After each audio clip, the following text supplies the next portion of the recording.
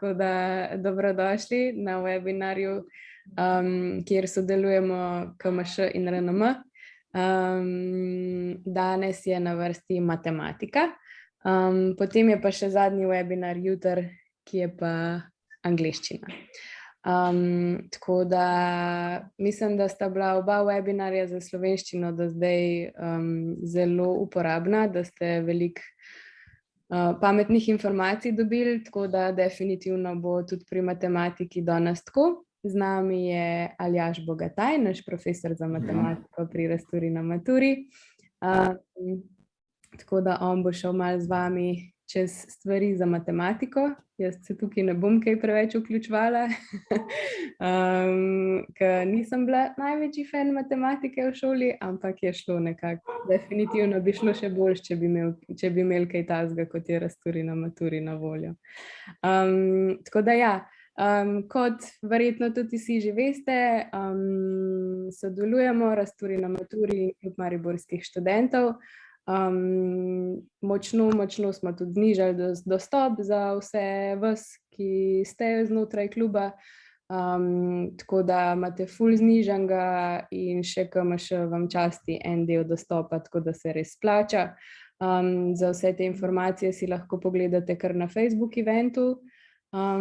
Anja, a sem še kaj pozabila povedati glede tega? Ne, to tako, da je v opisu dogodka na Facebooku, drugače pa tudi za vse naše projekte, plus verjetno bomo tudi še naprej sodelovali tudi za naslednje leto z Rasturi na maturi, pa tudi imamo koncerte, stand-upe, pa tudi druga predavanja, lahko tudi vse vidite na našem Facebooku, pa tudi za dijake imamo dijaška sekcija KMŠ, tako da to je nekako vse. Super, hvala Anja. Zdaj pa jaz mislim, da najboljš, da se midve mutava in predava besedo Aljažu, da dobijo dijaki tisto, po kar so danes prišli. Tako da, evo, Aljaž, izvoli. Ok, super. Prosim, da shaream screen. Kar tako. Se vidi v redu predstavitev? Ok, super. Torej, kakor v drugih webinarjih, če ste že prej obiskali, današnji cilj je, da nekako na kratko predstavimo, kako bo matura na matematiki izgledala, da malo spoznamo tale osnovno strukturo, tako da boste bili malo lažje pripravljeni na maturo, pa da ne boste že tisti dan, ko boste pisali, da ne boste bili preveč v stresu, ker verjetno boste že tako bili. In torej, kaj bomo danes pogledali? Prvo stvar, ki bi jo malo šli čez, bi šli samo čez splošne informacije, kako sploh pole izgledajo, kdaj pišete, ob kateri uri, pa kako bo vse skupaj potekalo. Naslednja stvar, bomo pogledali, kakšni so tipi nalog v maturi, da boste znali razlikovati, katere so lažje, katere so težje naloge in pa kaj take naloge od vas pričakujejo. Tretja stvar, ki bi pogledali, je kako se lotite reševanja nalog. Tukaj meni se zdi priročno, če veste tako rešitev, ok, jo greste reševati po nekem postopku. Sicer pa je fajn imeti nek plan, kako se lotiti neko nalogo rešiti, če ste slučajno pod stresom, pa se mogoče ne morete toliko zbrati, da imate vsaj nek plan, kako se lotiti nalogo rešiti. In pa še ta zadnja stvar je pa še nekih par nasvetov, kako se pripraviti za maturo na matematiki. Pa tako za vse vprašanja jih lahko napišete v chat, pa jih bomo pol na koncu predstavitve pogledali, pa se lahko tudi takrat potem tudi po mikrofonu oglasite, če se hočete. Torej, ta prva stvar. Kakšne so splošne informacije, pa kakšna je sploh struktura pol. Najprej, zdaj v lansko leto, pa tole leto je prvič, da imata in osnovna raven in višja raven, da imata dve pole. Prej sta si prvo polo, osnovna in višja raven delila in pa je imela višja raven, je imela samo 4 dodatne vprašanja za višjo raven.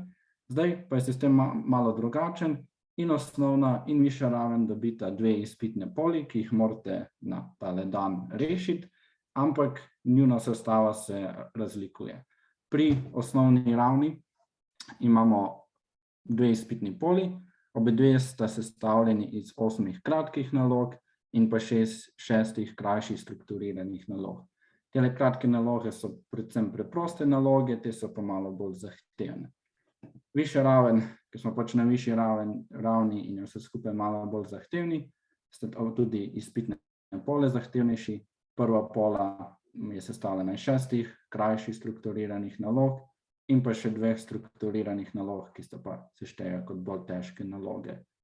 Ustni izpit se med osnovno pa višjo raven se deli, se pravi, obe dva pač vsi dobite po 3 vprašanja. Edina razlika je, da za višjo raven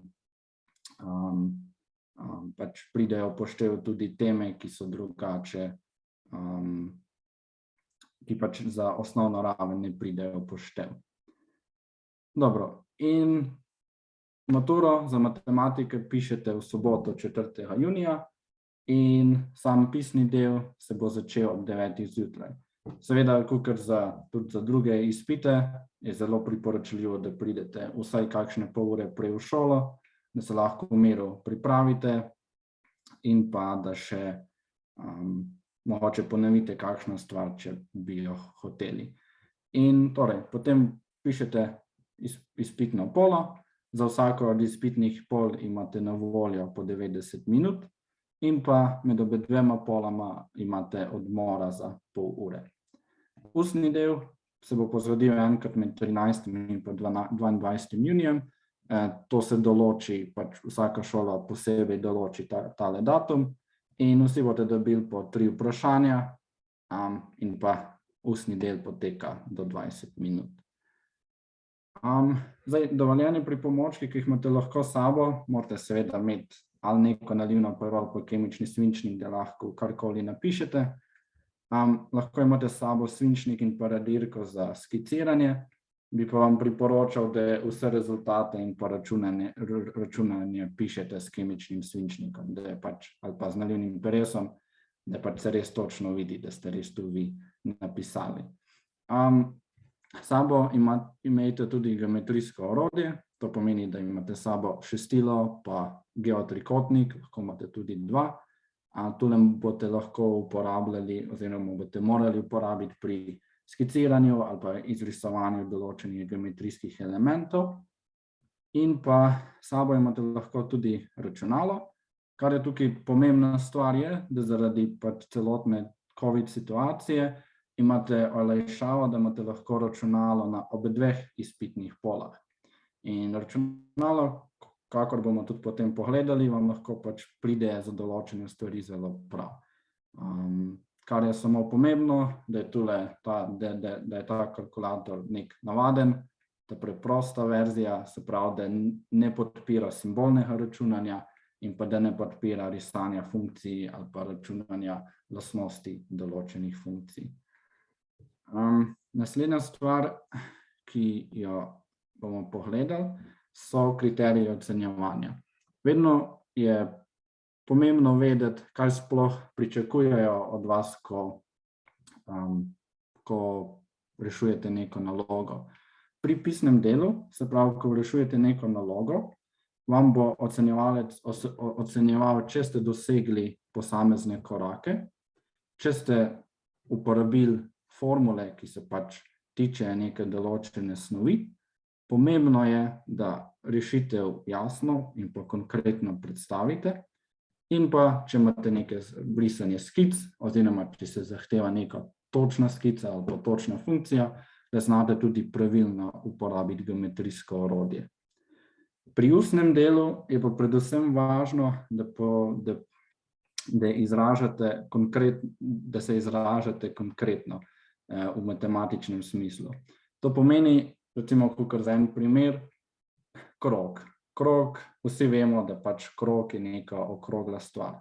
Ampak, ko boste bili na ustnem delu matematiki, morate točno definicijo neke krožnice povedati. V tem primeru je tule neka množica točk, ki je enako oddaljena od središčne točke. In bi vam res predlagal, da ko se učite za ustni izpit, da res pazite, da se res konkretno matematično izražate in da ste pozorni kakšne definicije kakšnih geometrijskih objektov ali pa funkcij in teh lastnosti. Dobro, in to je v bistvu to, kar je od splošnih informacij. Kar se morate predvsem zapomniti je, da imate maturo 4. junija, pa da boste pisali 2 poli, na katerih so pač naloge in za vse imate po 90 minut časa. Pa ne pozabite, da lahko kalkulator uporabljate na obe 2 nalogah. Naslednja stvar, ki si bomo pogledali, so pa kakšni tipi nalog se sploh pojavijo na maturi. Na maturi iz matematiki poznamo 3 tipe nalog. Imamo kratko, krajšo strukturirano nalogo in pa strukturirano nalogo. Tudi po težavnosti si pač sledijo od kratke naloge proti strukturirani nalogi. Kakor ena par primerov, najprej imamo kratko nalogo. To je neka preprosta naloga, za katero pač rešitev je enostavna, hitro pridemo do te rešitve in pa ponavadi vsebuje le eno snov.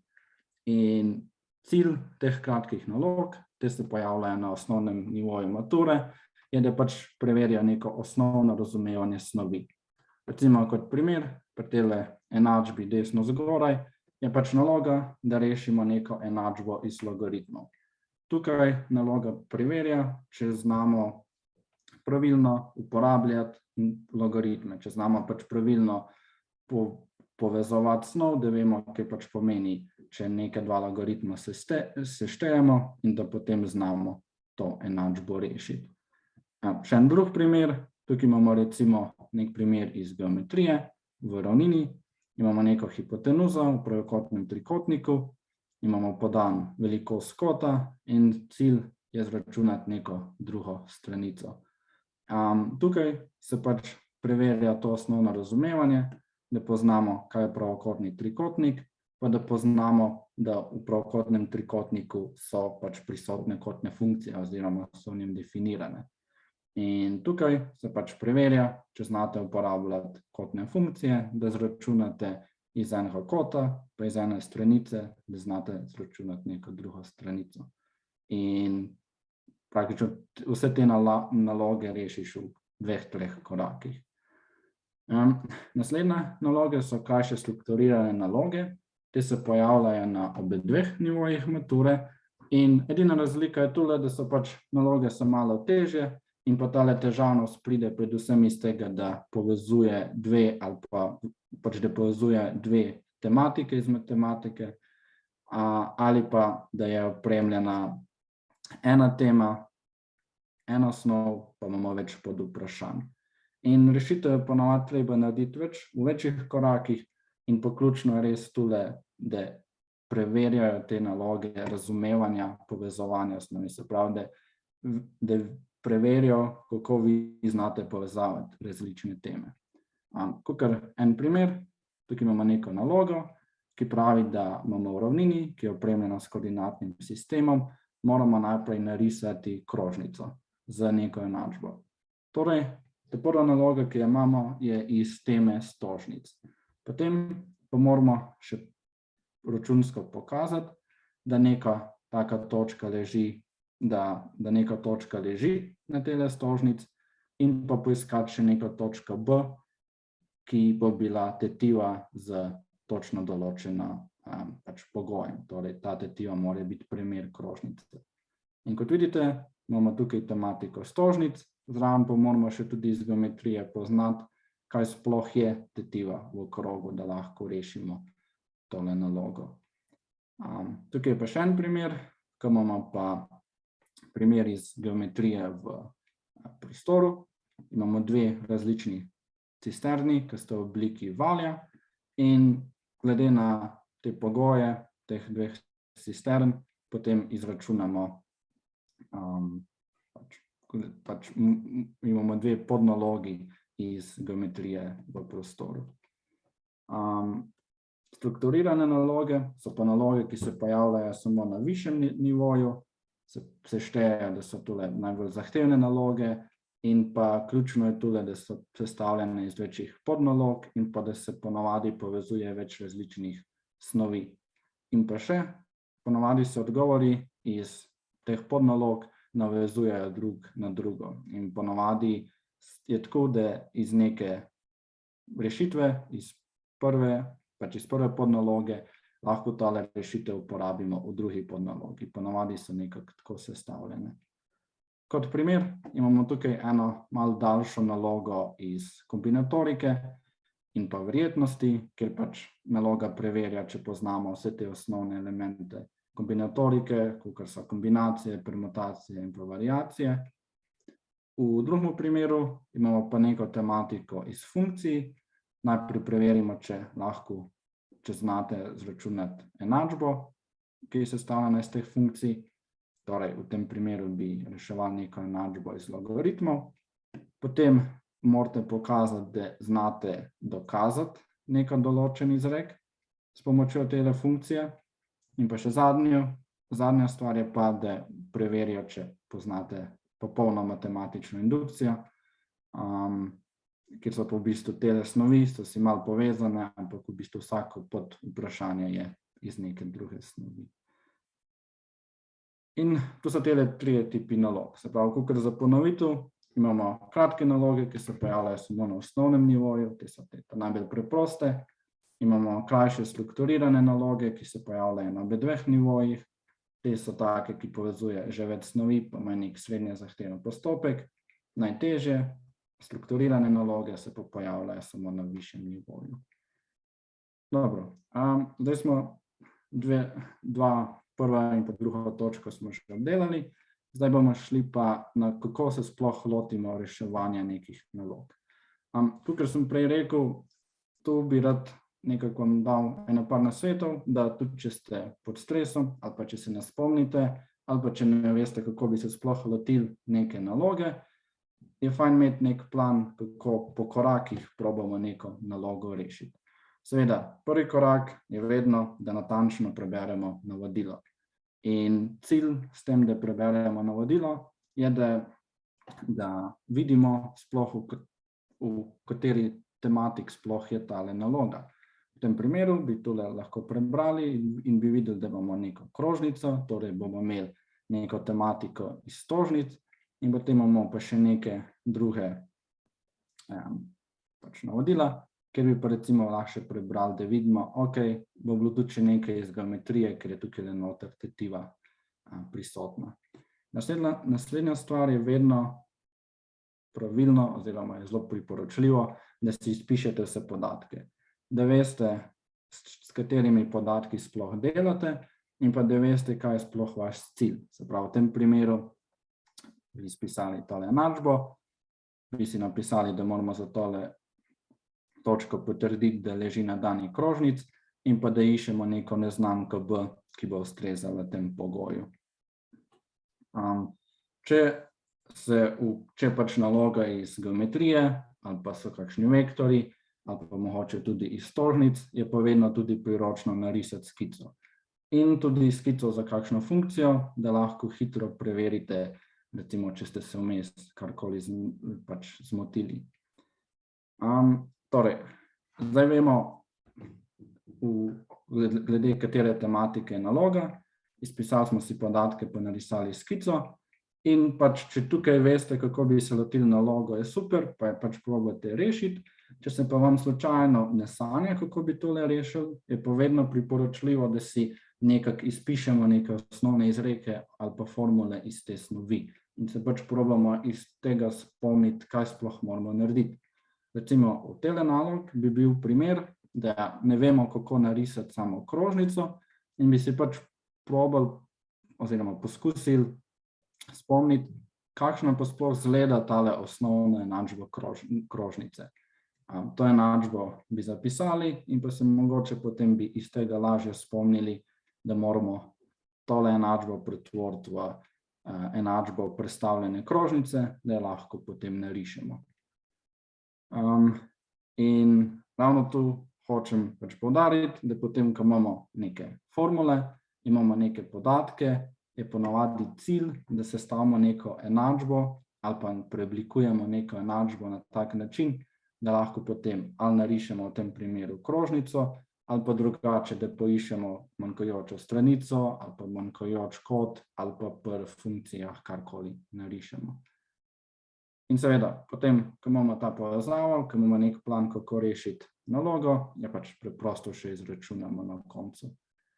Ampak, če se slučajno vam zatakne, ni noben problem, pač preprosto samo preskočite nalogo in si jo pustite za na konec. Vedno je priporočljivo, da si izpišete podatke, pa da zapišete osnovne formule ali pa samo neko osnovno enačbo, pa mogoče dobite že tam kakšne točke.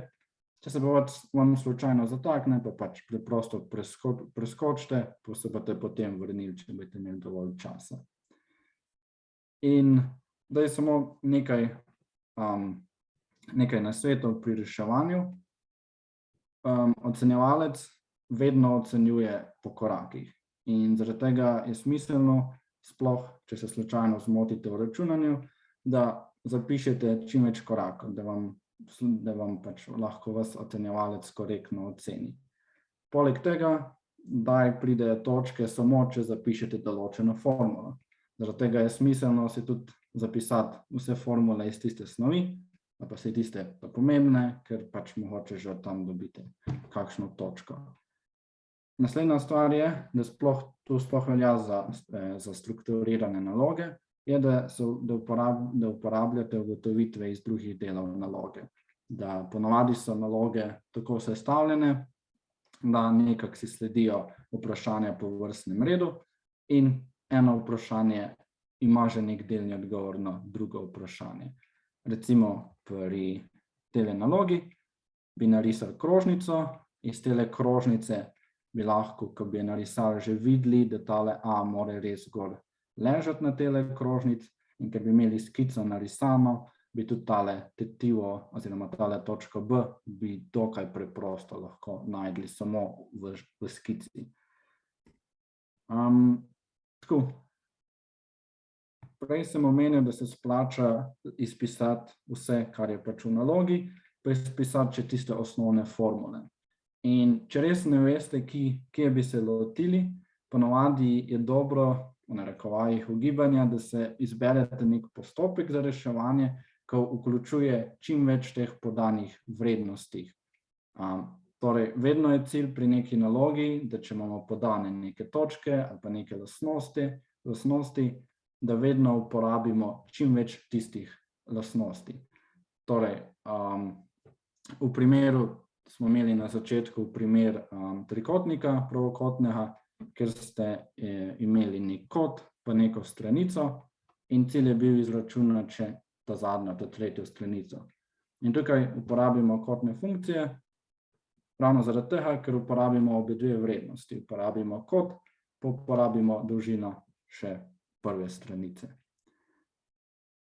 Za naloge, ravno tako, kakor da vam svetujem, da ne izpuščate korakov, lahko rešujete v nekem zmernem tempu in res rajši poskusite biti natančni, da tisto, kar naredite, da je pravilno. In seveda lahko doma vadite ob maturitetni poli, da tudi vidite, ali je vaš tempo reševanja dovolj hiter ali prepočasen, ampak se mi zdi, da večinoma lahko dosti v nekem normalnem tempu rešite obe dve poli. In pa še zadnja stvar je pa, da vedno ob koncu naloge pogledate, kako morate zapisati rešitev. Recimo, če iščete presečišče dveh funkcij, lahko zračunate pač tele dva presečišča in dobite pač rezultat x1 je recimo pač neka vrednost in pa še y koordinato izračunate pa druga vrednost. In če vi pustite rešitev samo v taki obliki, to ni dovolj. Naloga od vas zahteva, da zapišete presečišče, torej je važno, da pač zapišete v obliki točke, torej da bi zapisali neko točko P in potem v oklepajih zapisali koordinate teh dveh presečišč. Tako, in pa še zadnja stvar, kalkulator imate lahko na obe dveh polah, kakor sem tudi že omenil, in vam lahko pride zelo prav. Prva stvar, seveda, lahko ga uporabljate za preverjanje rezultatov, če ste pravilno množili, sešteli. pač za vsega lahko uporabite.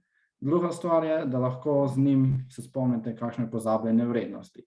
To pride predvsem v poštev pri kosinusu in sinusu, pri kotnih funkcijah, kjer lahko hitro preverite, koliko je sinus 30 stopinj, če ste slučajno pozabili. In tudi pri kotnih funkcijah, da lahko tudi kalkulator zelo hitro uporabite recimo za pretvorbe med stopinjami pa med radijani.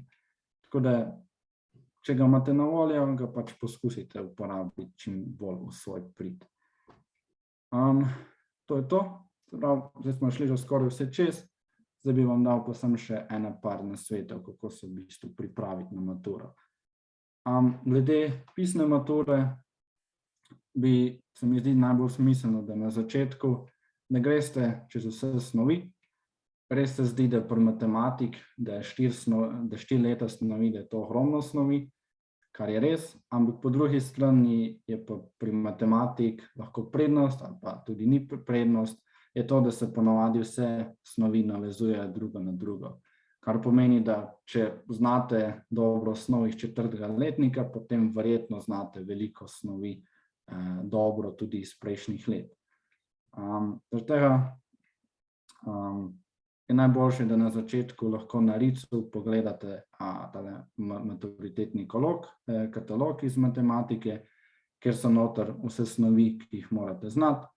Pogledate v zvezek, kaj ste se pač učili iz te snovi, mogoče naredite za vajo kar tiste vaje, ki ste jih takrat naredili v šoli, potem pa si na maturitetnih polah poiščete podobne naloge in tako preizkusite svoje znanje. Ko pa se vam nekako zdi, da ste ponovili vse teme oziroma da jih zadovoljivo znate, je pa smiselno, da vadite na maturitetnih polah. Da si mogoče ustvarite neko okolje, ki bo bilo zelo podobno kakor na maturi. Torej, da vadite z omejenim časom, da imate za eno polo časa 90 minut, pa da zraven uporabljate tudi maturitetni list z enačbami, da se ga naučite uporabljati, pa da vidite tudi, katere formule vam ni treba na pamet znati. In tukaj bi vam rad še vas opozoril, da res probajte natančno tudi tele maturitetne pole za vajo reševati, da ne boste slučajno bili površni na ta pravi maturi.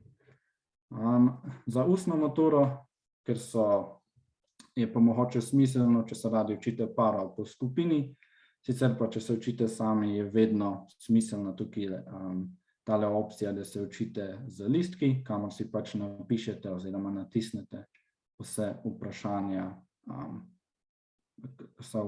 ki se pojavijo na ustni maturi. In tale seznam vprašanj, upam, da veste, je pa tudi objavljen na RIC-u pod matematiko. In tam se v bistvu nahajajo vsa možna vprašanja, ki se vam lahko pojavijo na ustnem izpitu. In pa pri ustni maturi bi res vas še enkrat rad opozoril, da pazite, da ko se tudi učite, da se pač definicije in to, da se pač pravilno naučite, da res pazite, da točno poveste neko definicijo oziroma točno poveste neko idejo, ki se zgodi. In tu je v bistvu to zdaj od mene. Šli smo čez tale, kaj sploh je v maturi, kateri so notri tipi nalog, potem smo si pogledali, kako te naloge lahko rešujemo, pa še nekaj te osnovne napotke. Tako da, če imate kakšnokoli vprašanje, se v chat moram še jaz pogledati. Samo da ga dobim, lahko se pa tudi na mikrofon še oglasite.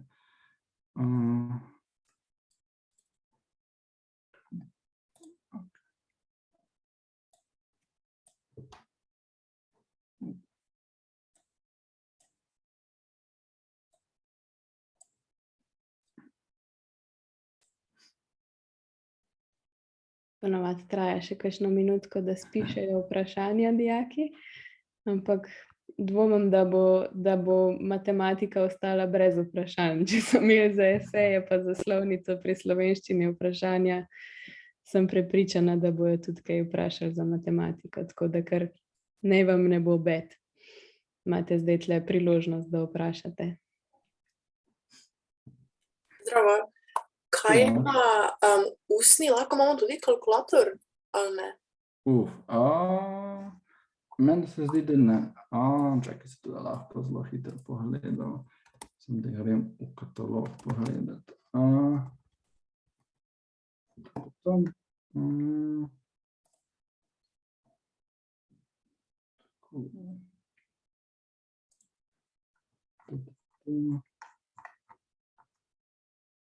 ne, načeloma ne. Saj tudi na ustnem pač dobite neko vprašanje, pa ponovadi še kakšna naloga iz tiste teme. Torej, dobite 3 vprašanja iz 3 različnih tem, pa kakšna preprosta naloga, tako da kalkulatorja ponovadi ne potrebujete. Ok, hvala. Zakaj?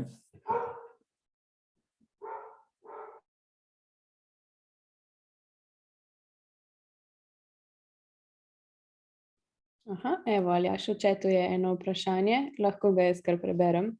Vem, da nekateri učitelji naloge ocenjujejo tako, da tudi če je vmes en rezultat narobe, se reševanje s tem nepravilnim vprašanjem naprej, če je naprej reševanje prav, ocenjuje. A je tudi na maturi tako?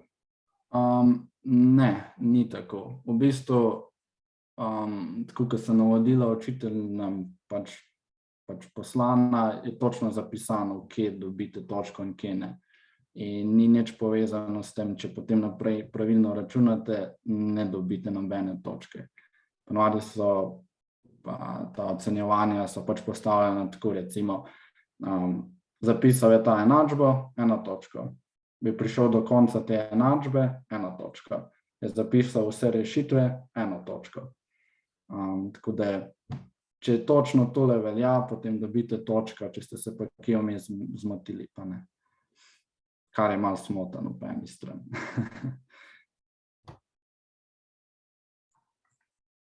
Učitelji, kdaj je čez prste pogledati, tukaj je pa vseeno matura, pa morajo biti res za vse čist enaki pogoji in tudi pravila za ocenjevanje zaresane.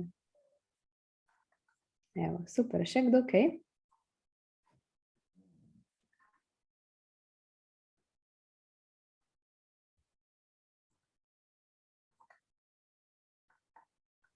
Mene zanima, kaj ni zraven dobenega lista z enačbami ali pa kaj ne na maturi, ali Je. To je v bistvu če si tudi mogoče pogledaš kakšno maturo staro, dobite en cel list, če ne 2, dobite pač gor že napisane enačbe. In to so enačbe v bistvu iz vseh snovi, recimo sploh velikih je za stožnice, pa za zaporedja, in gor so take enačbe, ki se jih je verjetno malo težje zapomniti. In vam res lahko pride prav. Recimo je gor tudi, meni se zdi, zapisana za ploščine računanja trikotnikov in tako vam je lahko v pomoč, če slučajno kaj pozabite. Se pa tele dve pač lista s temi formulami se pa razlikujeta glede na višji pa nižji nivo. Nižji nivo ima malo drugačne enačbe, kakor pa višji nivo. Ok, super, hvala. Evo, Aljaž, še eno vprašanje je prišlo.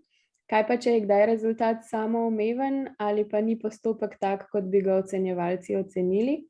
Še vedno dobimo točko, če je rezultat pravilen?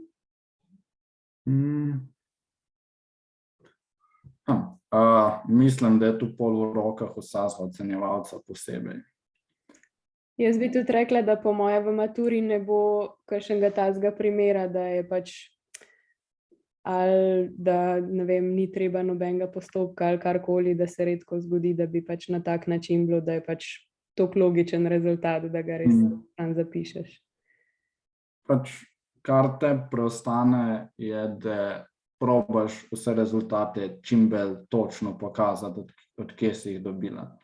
Pa da moče napišeš kakšno vrstico več, pa si tako bolj varna v narekovajih za te stvari.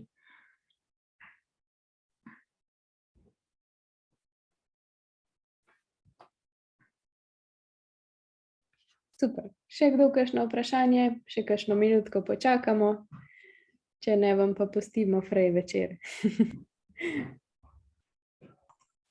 Katere pripomočke pa imamo lahko na ustni maturi? Čakaj, se mi jih tukaj piše, sem bil jih prej. Imate lahko vse isto kakor na pisni maturi, sam brez kalkulatorja. Se pravi, imate pač kemik, radilka, svinčnik, pa geotrikotnik, pa ravnilo, pa šestilo, če ga potrebujete.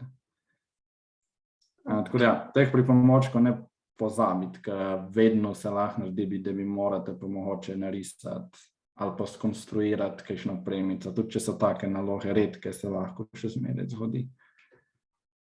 Ok, hvala. Pa vedno s sabo še kaj za rezervo, ker ponavadi glih v takih trenutkih kuli crkne, se minca polom na svinčniku, tako da je priporočljivo, da imate še kakšno rezervo s sabo. Če ne drugega, da se šolcu posodite, če se mu kaj ta zgodi. Še eno vprašanje. Pri ustni maturi imamo lahko list s formulami? Ne, to pa ne.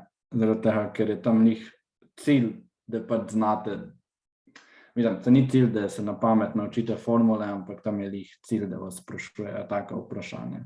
Torej, pri pisnem izpitu je cilj, da pokažete, da znate reševati naloge, tam pa, da poznate pač teorijo od matematike, kar pa noter vključuje formule. Ok, zdaj pa še eno tako smešno vprašanje. Če se mi vmes ne bi spomnili znaka za neko stvar, zdaj dam pač nek primer, naprimer, da se mi ne bi spomnili, kak je znak za premer. Lahko napišemo premer dvopičje pa pač rešitev, ali je treba...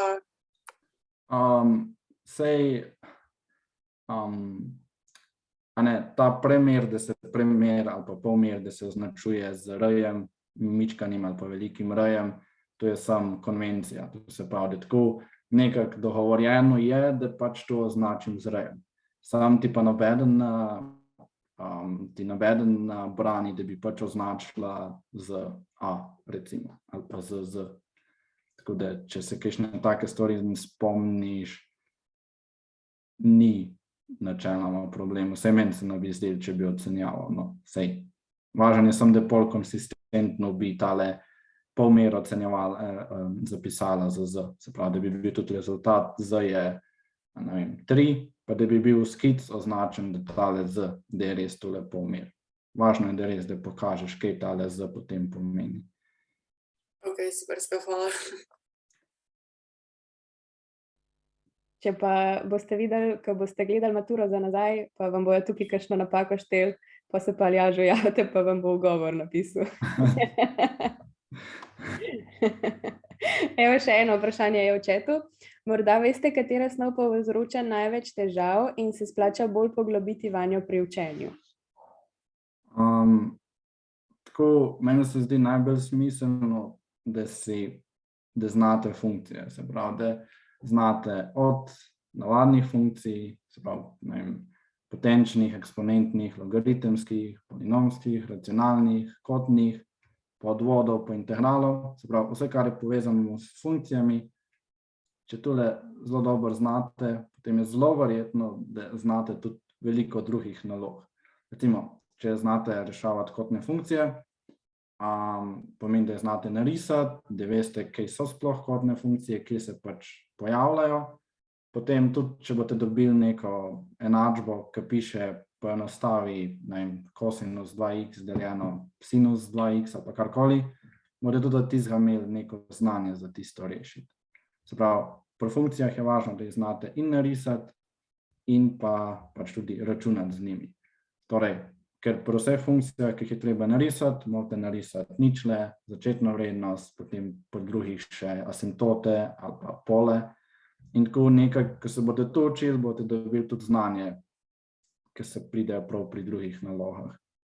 Druga stvar je pa še, da geometrija v ravnin pa v prostoru, se pravi liki pa telesa, se pa tudi vedno noter pojavljajo.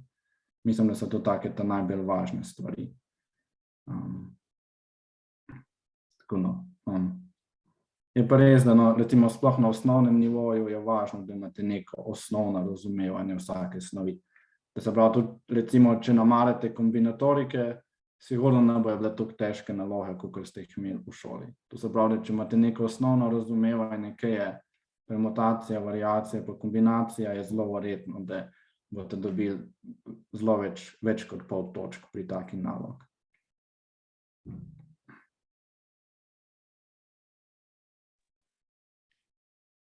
Super, evo, se ti zahvaljujejo Aljaž v chatu. Ni problema. Ja, odlično. Mislim, če ima kdo še karkoli, lahko zdaj še na hitrco napiše, oziroma verjetno še boljše, če se kar javi z mikrofonom. Če ne, pa se Aljaž tudi jaz ti lepo zahvaljujem. Mislim, da si zelo lepo razložil, da je dijakom po mojem zdaj zelo natančno jasno, kako bo izgledala matura, na kaj morajo paziti, kako naj se pripravljajo zdaj še do konca.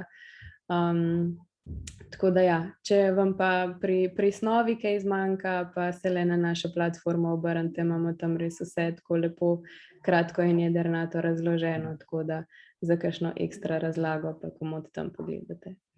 Tako da evo, drugače pa ja, še to, da omenimo še enkrat, vedno imamo večer pred pisanjem maturitetne pole na našem Instagramu Raztvori na maturi SOS pomoč. Tako da bo tudi takrat, če se vam pač zadnji trenutek kakršnokoli vprašanje pojavi, da vas kaj skrbi, da pač kaj niste ziher, lahko pa še tam izkoriste, pa nam napišete, pa vam bomo pomagali, pa vas bomo malo pomirili, preden greste pisati maturo, da boste res čim bolj kalma. Tako da evo, super.